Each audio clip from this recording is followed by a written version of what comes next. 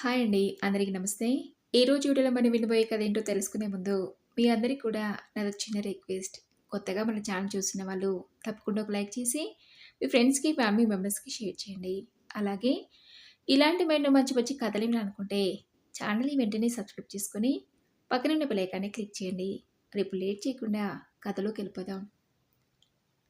సంజయ్ భోజనం ముగియడంతో చెయ్యి కడుక్కోవడానికి లేస్తూ, నాన్నా మళ్ళీ ఒకసారి ఆలోచించండి. ఇప్పుడు మీరు ఇండియాకి వెళ్ళటం అంత అవసరమా? అడిగాడు. ఇప్పటిదాకా అదే విషయం గురించి మాట్లాడుకుని, సరే వెళ్ళండి నాన్న, టికెట్ బుక్ చేస్తాను అన్నవాడివి. మళ్ళీ ఇప్పుడు ఇండియాకి వెళ్ళడం అంత అవసరమా అని అడుగుతావేంట్రా? అడిగాను. అది కాదు నాన్న, ఒక్కరే అంత దూరం ఎలా వెళ్తారని. పోనీ అమ్మని కూడా తీసుకెళ్ళని అంటే, నేనేమైనా అక్కడే ఉండడానికి వెళ్తున్నానా? 15 రోజుల్లో తిరిగి వస్తాను కదా అంటున్నారు. మీరొక్కరే వెళ్ళటం నాకిష్టం లేక అలా అడిగాను నాన్న అన్నాడు సంజయ్. ఎందుకురా సంజయ్ మరీ అంతలా కంగారు పడిపోతున్నావు? అయినా నేనేమైనా మొదటిసారి ఒంటరిగా ఇండియాకి వెళ్తున్నానా? అంతకుముందు మన బంధువుల ఇంట్లో పెళ్ళికి కూడా వెళ్ళొచ్చాను కదరా అన్నాను. అందుకు సంజయ్, అప్పుడు వేరు ఇప్పుడు వేరు అన్నాడు. ఏంటి వేరు? ఇప్పుడు నాకేమైందని? బాగానే ఉన్నాను కదా అడిగాను. మీకు వయసైపోతుంది కదండీ, అదే వాడి భయం అంది నా భార్య వసుంధర నా ప్లేట్లో ఇంకాస్త అన్నం వడ్డిస్తూ. బీపీ, షుగర్ వంటి ఎలాంటి జబ్బులు లేకుండా ఆరోగ్యంగా ఉన్నవాడిని పట్టుకొని వయసైపోతుందంటావేంటి? నా గురించి ఎలాంటి టెన్షన్ పడాల్సిన అవసరం లేదు. నేనొక్కరినే వెళ్ళగలను అనటంతో నా కొడుకు సంజయ్, ఎప్పుడు మీ మాట మేము వినటమే కానీ మా మాట మీరు ఎప్పుడు విన్నారని? సరే, మీరు అనుకున్న సమయానికే ఇండియాకి వెళ్ళటానికి మీకు టికెట్ బుక్ చేస్తాను, సరేనా అన్నాడు సంజయ్. నా ఇండియా ప్రయాణం గురించి జరుగుతున్న చర్చని చాలాసేపటి నుంచి వింటున్న నా మనవడు అభి, అవును తాతయ్య, ఇప్పుడు మీరొకరే ఇండియాకి వెళ్ళాల్సినంత అర్జెంట్ పనేంటి అడిగాడు. ముఖ్యమైన పని అని అలా మెల్లగా అంటావేంట్రా? నేను ఇండియాకి చాలా ముఖ్యమైన పని మీద వెళ్తున్నాను అన్నాను. అదే తాతయ్య, ఏ పని మీద అడిగాడు. మరేం లేదు, నా చిన్నప్పుడు కలిసి చదువుకున్న మా ఫ్రెండ్స్ అందరం కలిసి ఒక చోట కలవాలని నిర్ణయించుకున్నాం. అందుకే వాళ్ళందరినీ కలవటానికి ఇండియాకి వెళ్తున్నాను అభి అన్నాను. ఈ వయసులో కూడా నీకింకా ఫ్రెండ్స్ ఉన్నారా తాతయ్య అడిగాడు అభి. ఎందుకు లేరు, బోలెడు మంది ఫ్రెండ్స్ ఉన్నారన్నాను. ఓ అలాగా, అయితే అందులో మీ బెస్ట్ ఫ్రెండ్ ఎవరు తాతయ్య అడిగాడు. వెంటనే తడుముకోకుండా నా బెస్ట్ ఫ్రెండ్ రాఘవ అని చెప్పాను. మాధవ, రాఘవ, భలే బాగున్నాయి మీ ఇద్దరి పేర్లు. ఇప్పటికీ మీరింకా కలుస్తుంటారా తాతయ్య? మీరిద్దరూ ఒకే స్కూల్లో చదువుకున్నారా? ఇప్పుడు ఆయన ఎక్కడున్నాడు అడిగాడు అభి. అవునభి, మేమిద్దరం ఒకే ఊరి వాళ్ళం, ఒకే స్కూల్లో ఒకే క్లాస్లో చదువుకున్నాం. వాడిప్పుడు నాలాగే వాడి పిల్లల దగ్గరే ఉండి ఉంటాడు. మేము మా ఇద్దరి చదువులు పూర్తయి ఉద్యోగాల్లో స్థిరపడిన తర్వాత 1, 2 సార్లు తప్పితే మళ్ళీ నాకు వాడిని కలిసే అవకాశం ఇప్పుడే వచ్చింది. రాఘవ ఎలా ఉన్నాడో, ఏం చేస్తున్నాడో, ఇన్నాళ్ళకి రాఘవని మళ్ళీ చూడబోతున్నానని నాకు చాలా సంతోషంగా ఉందన్నాను. తాతయ్య, మీరంతలా చెప్తుంటే నాకు కూడా మీ ఫ్రెండ్స్ అందరినీ ఓసారి చూడాలనుంది తాతయ్య. నన్ను కూడా ఇండియాకి తీసుకెళ్ళవు అడిగాడు అభి. మీ అమ్మ లేకుండా ఒక్క రోజైనా ఉండలేవు, అలాంటిది నాతో ఇండియాకి వస్తావా అడిగాను. అవును తాతయ్య, ప్లీజ్ నన్ను కూడా మీతో తీసుకెళ్ళండి అని అభి గారాలు పోతూ అడిగాడు. లేదు నాన్న, ఇంకొకసారి అందరం కలిసి వెళ్దాంలే. అయినా నెక్స్ట్ వీక్ నెక్స్ట్ వీక్లో నీకు ఎగ్జామ్స్ ఉన్నాయని చెప్పావు, మరి నాతో ఎలా వస్తావు అడిగితే, అవును కదా తాతయ్య, మీతో ఇండియాకి రావాలనే తొందరలో నేను నా ఎగ్జామ్స్ విషయమే మర్చిపోయాను. మీరు చెప్పినట్టు ఈసారికి మీరొక్కరే వెళ్ళిరండి. నా హోంవర్క్స్ ఇంకా కంప్లీట్ కాలేదు, అవి పూర్తి చేసుకొని నిద్రపోతాను. గుడ్ నైట్ తాతయ్య అంటూ అభి తన గదిలోకి వెళ్ళాడు. అలా వారం రోజులు గడిచి ఇండియాకి వెళ్ళే రోజు రానే వచ్చింది. సంజయ్ ఎయిర్పోర్ట్ దాకా వచ్చి నన్ను ఫ్లైట్ ఎక్కించి వెళ్ళిపోయాడు. కుటుంబ సభ్యులందరితో వెళ్ళిన 24 గంటల ప్రయాణం అంటే చాలా చిరగ్గా అనిపించే నాకు ఈసారి ఒంటరిగా ప్రయాణిస్తున్నా ఎలాంటి విసుగు అనిపించలేదు. ప్రయాణం అంతా నా బాల్యపు రోజులను గుర్తు చేసుకున్న క్రమంలో 24 గంటలు ఇట్టే గడిచిపోయాయి. హైదరాబాద్ ఎయిర్‌పోర్ట్‌లో ఫ్లైట్ దిగి, అక్కడి నుంచి మా సొంతూరైన రాఘవాపురానికి కారులో బయలుదేరాను. పూర్వ మిత్రుల సమ్మేళనం కోసం వచ్చిన ఇన్విటేషన్‌లో ఉన్న సమయానికి ముందే అక్కడికి చేరుకున్నాను. ఆ రాత్రికి మా ఇంట్లోనే ఉండి, ఆ మరుసటి రోజు ఉదయాన్నే బయలుదేరాను. స్కూలుకి చేరుకొని, వాచ్‌మెన్ ఇచ్చిన బ్యాడ్జిని ధరించి లోపలికి వెళ్ళాను. కాసేపటికి నా క్లాస్‌మేట్స్ అందరూ రావటం, ఒకరినొకరం గుర్తుపట్టి, మా చిన్ననాటి విషయాలు మాట్లాడుకున్నాం.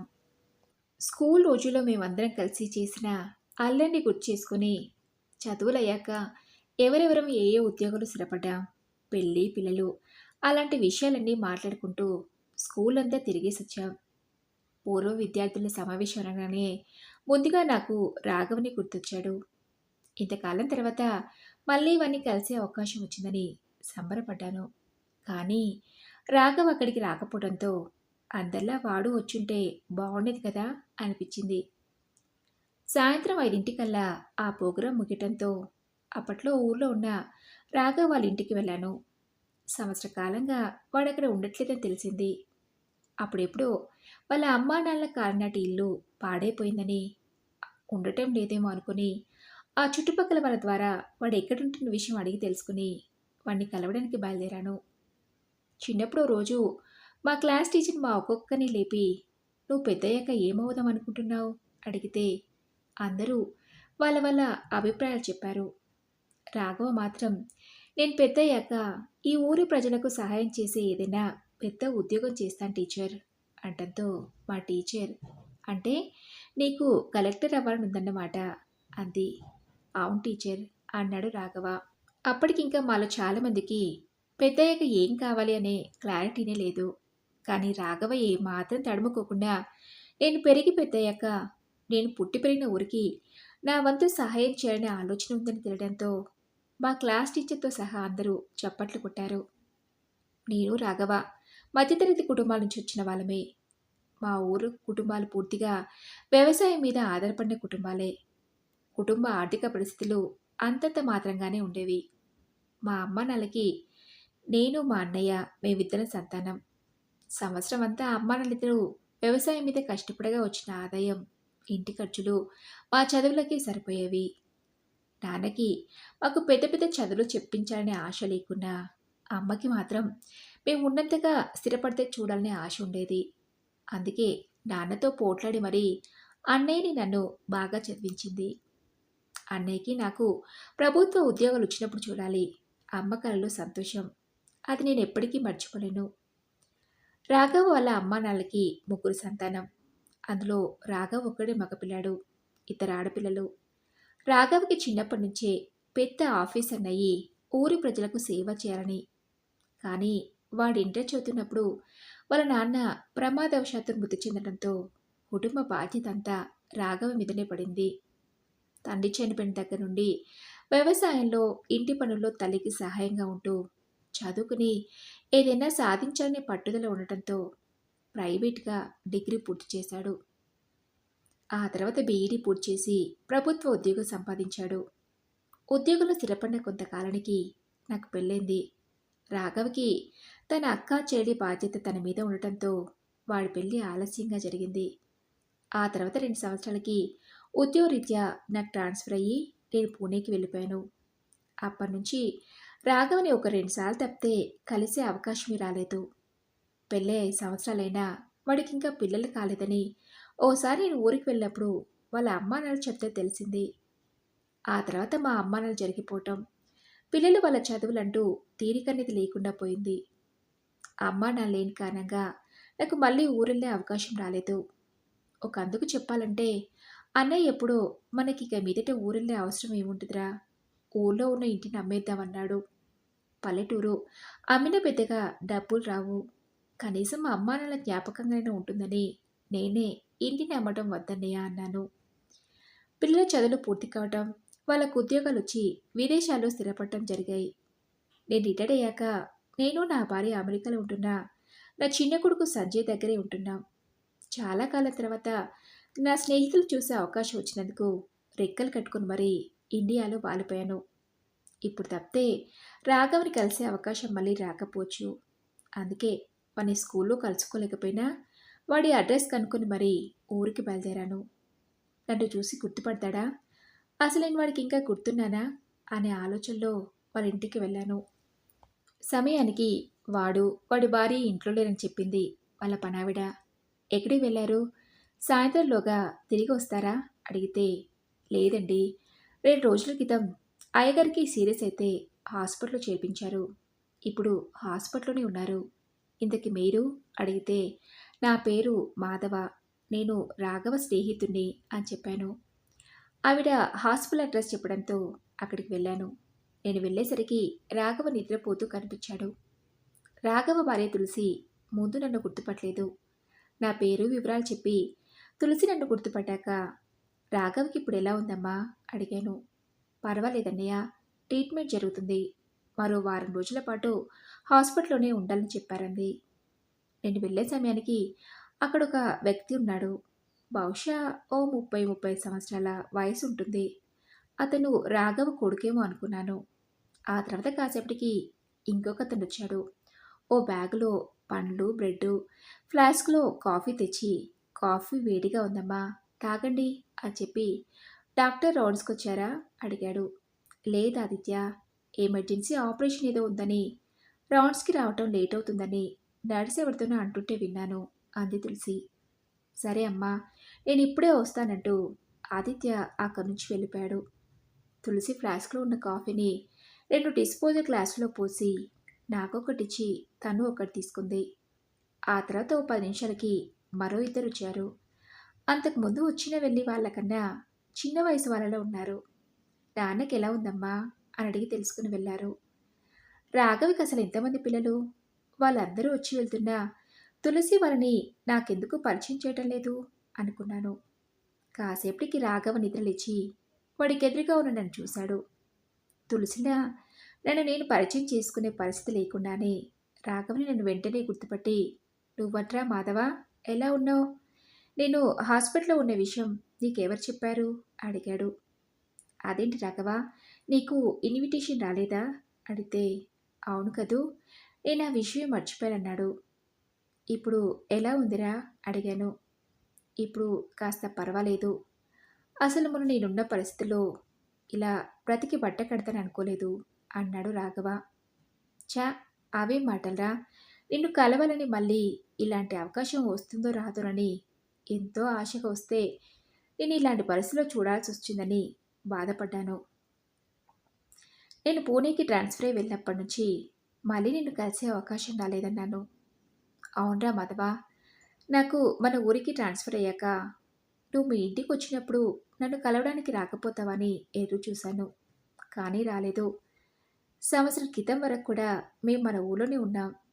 గత 6 నెలలుగా ఆదిత్య అని వాళ్ళ ఇంట్లో ఉంటున్నాం అన్నాడు రాఘవ. ఆదిత్య నీ చిన్న కొడుకా అడిగాను. అలాగే అనుకో అన్నాడు రాఘవ. అలాగే అనుకోవడం అంటే ఏంటి? ఆదిత్య నీ కొడుకు కాదా అడిగాను. మాకు పిల్లలు కలగలేదు మాధవ. కలెక్టర్నయ్యి మన ఊరికి ఏదో ఒకటి చేయాలనే నా కల నాన్న చనిపోవడం వల్ల నెరవేర్చుకోలేకపోయాను. నా స్తోమతకి తగ్గట్టు ఊర్లో కొంతమంది పేద పిల్లల బాధ్యత తీసుకున్నాను. అందులో తల్లిదండ్రులు లేని వాళ్ళు కొందరైతే, మరికొందరు తల్లిదండ్రులు ఉండి కూడా చదువుకోవాలని ఆశ ఉన్నా వాళ్ళ ఆర్థిక పరిస్థితి కారణంగా చదువుకోలేని ఇంకా కొంతమంది పిల్లకి చదువు చెప్పించి వాళ్ళ కాళ్ళ మీద వాళ్ళు నిలబడేలా చేశాను. అందులో ఆదిత్య కూడా ఒకడు. హైదరాబాద్లో సాఫ్ట్వేర్ ఇంజనీర్గా ఉద్యోగం చేస్తున్నాడు. నువ్వు ఇందాక మా ఇల్లు అనుకుని వెళ్ళొచ్చావే, అది ఆదిత్య మా కోసం కొన్న ఇల్లు. ఇంకా ఆ పల్లెటూరులో ఏముంటారని బలవంతం చేస్తే రాక తప్పలేదు. ఏదో ఆదిత్య తృప్తి కోసం కొన్ని రోజులుండి తిరిగి ఊరికి వెళ్దాం అనుకునే లోపే నాకిలా జరిగింది. పిల్లలేని మమ్మల్ని వాళ్ళంతా అవరని కన్న వాళ్ళకన్నా ఎక్కువగా చూసుకుంటున్నారు. చాలు మాధవ, నాకు ఈ తృప్తి చాలు. దాదాపు 20 మంది పిల్లలకు చదువు చెప్పించి వాళ్ళను ఉన్నతంగా స్థిరపడేలా చేశాను. అమ్మ నాన్న వచ్చిన పొలం అమ్మి ఊళ్ళోని పేద పిల్లలకు ఉచితంగా విద్యను అందించేలా ఓ స్కూల్ను కట్టించాను. మన ఊరికి ఎంతో చేయాలన్నా అవకాశం లేని కారణంగా ఏ మాత్రమైనా చేయగలిగిన తృప్తి చాలరా మాధవ. మా ఇద్దరిలో ఏ ఒక్కరికి చిన్న సమస్య వచ్చినా మేము ఉన్నామని పరిగెత్తుకుంటూ వస్తున్నారు. ఇంతకన్నా ఈ వయసులో ఇంకేం కావాలరా అన్నాడు రాఘవ. చిన్నప్పటి వాడి కలెక్టర్ కావాలనే కోరిక నెరవేరకుండా వాడు చేయాలనుకున్న దానికన్నా ఎక్కువగా వాడికి ఉన్న దాంట్లో ఇంత చేసిన రాఘవ మంచితనం మనసుని మెచ్చుకోకుండా ఉండలేకపోయాను. నీలాంటి మంచి వాళ్ళకు ఆ దేవుడెప్పుడు అన్యాయం చేయడు. త్వరలోనే నువ్వు తిరిగి పూర్తిగా కోలుకుంటావని ధైర్యం చెప్పి వాడు హాస్పిటల్ నుండి డిశ్చార్జ్ అయ్యే వరకు వాడితోనే ఉండి రాఘవని కలిశారనే తృప్తితో తిరిగి అమెరికాకు బయలుదేరాను. మరి ఇదండి రుచి కథ. ఈ కథపై మీ విలువైన అభిప్రాయాన్ని నాతో కామెంట్ బాక్స్లో షేర్ చేసుకోండి. అలాగే ఈ కథ మీకు నచ్చిందనుకుంటున్నాను. నచ్చితే తప్పకుండా ఒక లైక్ చేసి మీ ఫ్రెండ్స్కి ఫ్యామిలీ మెంబర్స్కి షేర్ చేయండి. అలాగే ఇలాంటి మరెన్నో మంచి మంచి కథలు వినాలనుకుంటే ఛానల్ని వెంటనే సబ్స్క్రైబ్ చేసుకొని పక్కన ఉన్న బెల్ ఐకాన్ని క్లిక్ చేయండి. నెక్స్ట్ వీడియోలో మరొక మంచి కథతో కలుసుకుందాం. Thank you for listening.